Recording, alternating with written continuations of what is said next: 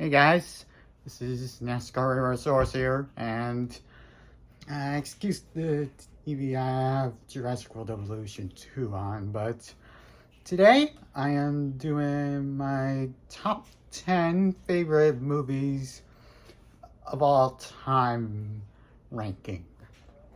And this is inspired by others who did their top 10 favorite movies, like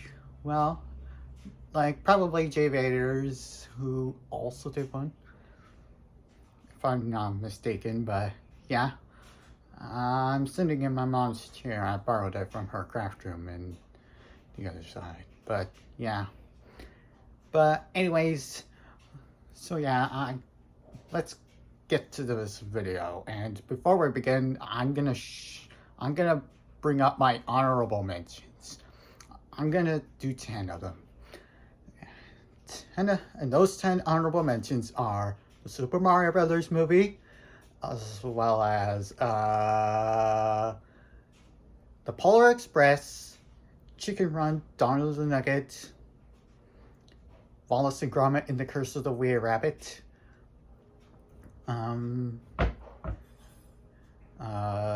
Homeward Bound: The Incredible Journey, as well as Back to the Future, even, The Prince of Egypt, Madagascar: Escape to Africa, and, of course, Toy Story 2.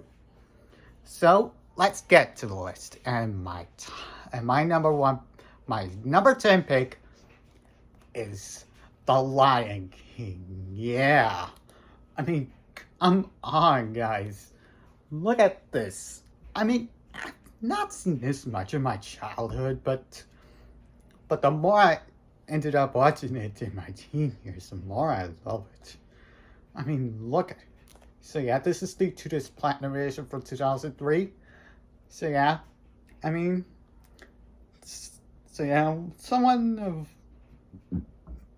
some teacher of my college used to own this, and I actually had a Canadian copy of this DVD, but I did end up trading it for this, so I could have the inserts and even the flap on the slipcover.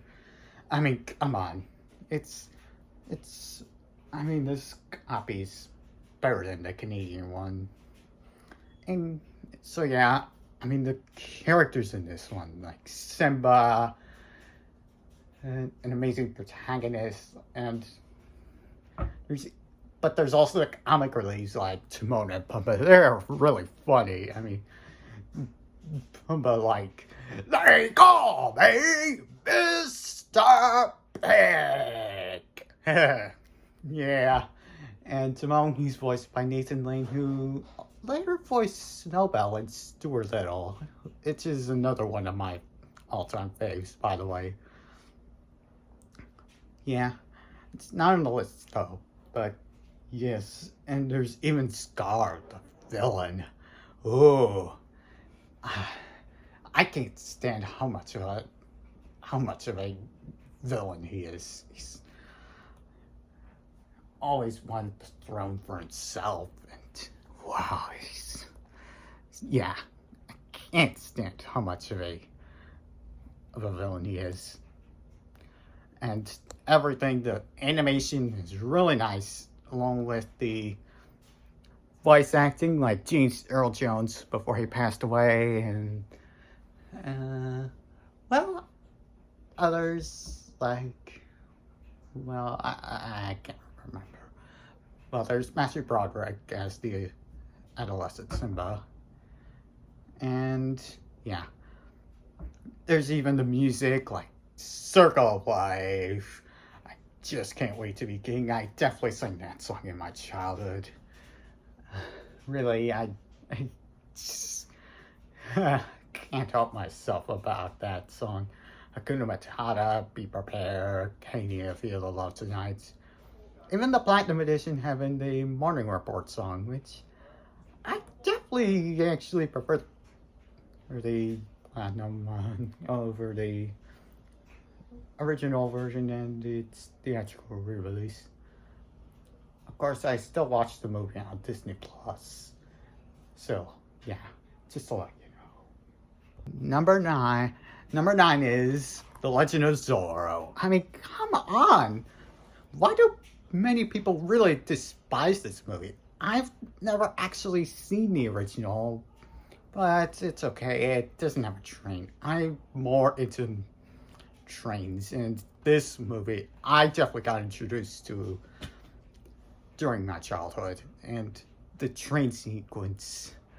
I never knew the title of the film until 2010. And wow, this movie really works. And the acting, the action, the adventure, man, even the drama, I actually find a lot more compelling than most people think. So this video, I am defending this one. I mean, the whole climax is so amazing, even if it's one of the longer ones. So yeah, the villain, wow, what a twist villain. We seemed kind of first, being competition for, well, his ex, for Zorro's ex-wife. The acting is really, really good. Like Antonio Banderas, Kathleen Zeta-Jones, etc. So, yeah. And the score really works too. Yeah. Number 8 is Treasure Planet. This is my favorite of 2002. Look at it. I just can't stand how I actually got interested in it back in 2015. Like, sometime before Jurassic World came out. None of the Jurassic Park movies have entered my top 10, unfortunately. Jurassic World and Fallen Kingdom were in the past. But yeah, this film really, I mean, the animation, I actually really recommend it. And many obviously count this as underrated, and it's easy to see why. And the score for this film, and that song performed by Johnny Resnick, I definitely love to listen to anytime. And the characters, Jim, Silver, that main focus of the film, Jim and Silver's relationship, which involved a little pink shifter named Marv. So yeah, but my favorite character is Captain Amelia. I mean, I actually compared her appearance with Elastigirl from The Incredibles. It was mainly because of the boots she wears. Yeah. I know she's a captain, but still, I really can't say anything else about her. And Ben, I know there's people that find him annoying, but I thought he was really funny. I mean, come on, he's voiced by Martin Short, who also voiced Oblar and Jimmy Neutron and other characters. So, yes. And I will say that the voice acting works, like Joseph Gordon-Levitt, David I. Pierce, Emma Thompson, etc. So yeah. Number 7 is Monsters, Inc. I mean, wow, this is one of the funniest animated movies I've ever seen. Now, back when I was a kid living in Everett, I actually wasn't really fond of it back then. But when I got to know it, decided to get to know it back in the early 2010s, I actually ended up more fond of it than I was before. And man, the more times I ended up watching it on TV, the more I ended up appreciating it. I mean, the voice acting, like Billy Crystal and John Goodman as Mike and Sully, and there's even James Coburn, Steve Buscemi, etc. And the animation really works, and the story itself, even the stories on the other films, they definitely work. Yeah, I can't stand how much of a miracle this is. And and I and yeah, this is one of those 3 Pixar movies with outtakes. Toy Story 2 and A Bug's Life, of which definitely include them. I do think Toy Story 2 has the best Pixar movie outtakes ever. And the score is really, yeah, I do listen to the song known as I Wouldn't Have Nothing If I Didn't Have You. Yeah. So yeah, I definitely would I definitely would listen to it. So yeah. And the and I know the characters, like the villains, for example. Randall is a really intimidating and menacing villain, like, and Lardoos is a fantastic twist villain. Sir, that's not her door. I know, it's yours. Oh, man. But yeah, and I definitely laughed at a lot of funny moments in this movie. So yeah, Monsters Inc. at number 7. At number 6, of course, is my favorite Walt Disney animated film, Dinosaur. Like, oh, come on. There's some people that are actually defending this one. Yeah. I bet Biocosaurus is probably one of them, along with Matthew the Dinosaur King, probably Dino Man. Yeah. Even Camosaurus, I think. Well, who knows? Maybe even Kristen the Dino Queen. And this film got me into dinosaurs back when I was 11 in 2012. Yeah, the characters, the story, even the opening. Many people said the opening is the best part of the movie, and I definitely see why. Yeah, the voice acting is actually perfectly fine, and obviously I just can't stand how much of a miracle, an outstanding miracle it is. And yeah, the species in this movie, Parasaurolophus, ended up as my favorite species of dinosaur in general, in IRL. So yeah, Dinosaur, number 6. Number 5 is my favorite film of the 1990s, The Fugitive. I didn't kill my wife! I don't care! Yeah, I actually got interested. When I was still living in Everett, I actually got introduced to the train wreck sequence. And I never knew the title of the film until probably 2010, after moving into Marysville, a couple years after. And wow, the action, the suspense, and the thrillers, and the drama, man. I actually definitely got more into into other things about this film than I actually thought I could. Well, eventually. And this movie really hits me hard, like those, with the voice, with the acting, like Harrison Ford, of course, and Tommy Lee Jones. There's also, well, other actors, but the main stars of the film are just Harrison Ford and Tommy Lee Jones. And when Richard Kimball finally does succeed in bringing his wife's murderer to justice and clear his name, man, it is such a really compelling ending. and he is escorted out of the building, of the scene. And so yeah. Fugitive at number 5.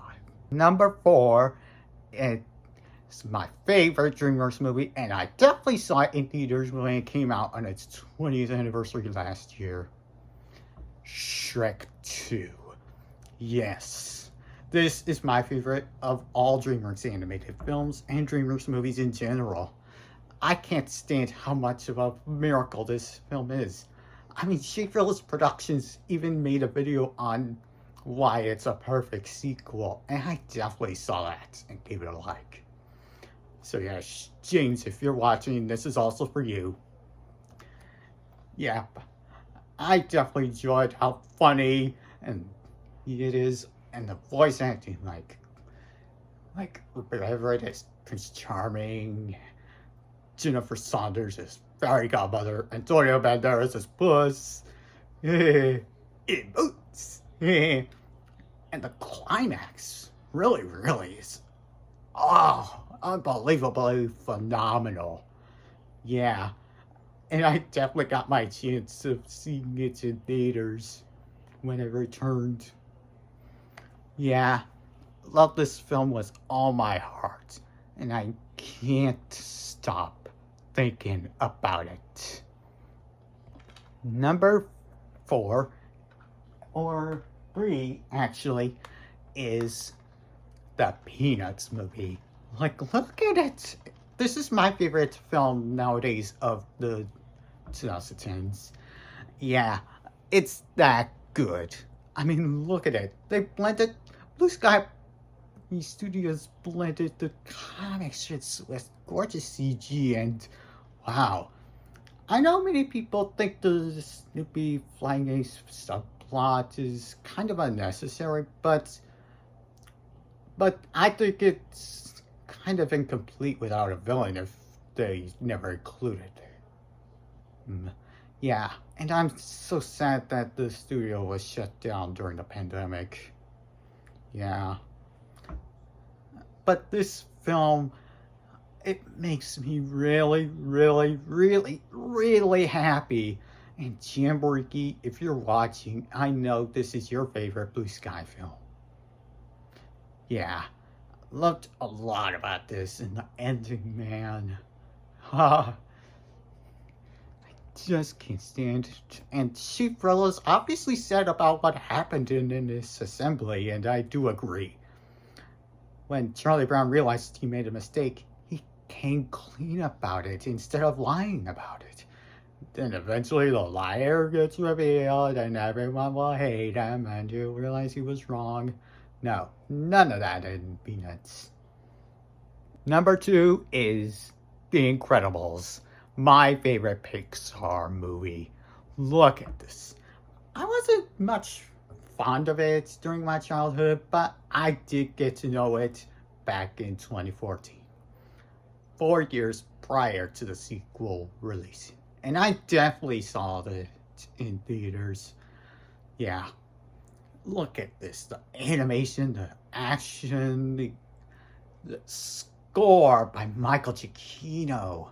Man, even the voice acting, like, well, that includes Samuel L. Jackson as Frozone.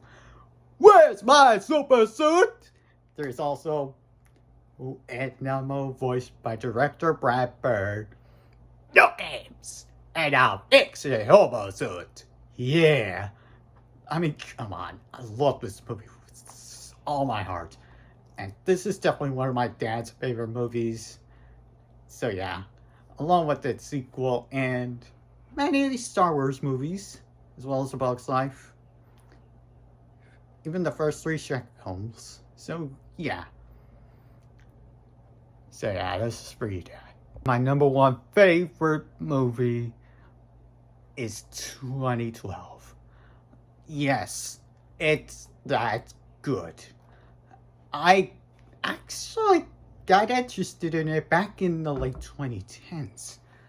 It's actually not a bad film. The more I watch it back during the pandemic, the more it actually makes the more interesting it got for me. I mean, I know the world did not come to an end back in that year that it takes place in, but still, I feel like it shows how the world could have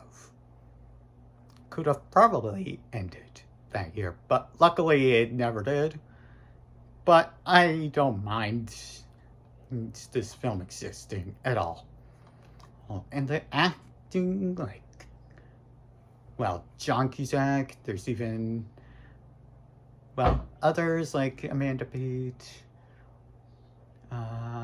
Oliver Platt, as well as Danny Glover, who was also in Jumanji: The Next Level, which is going to be on TV this weekend on Freeform with Welcome to the Jungle, just to let you know.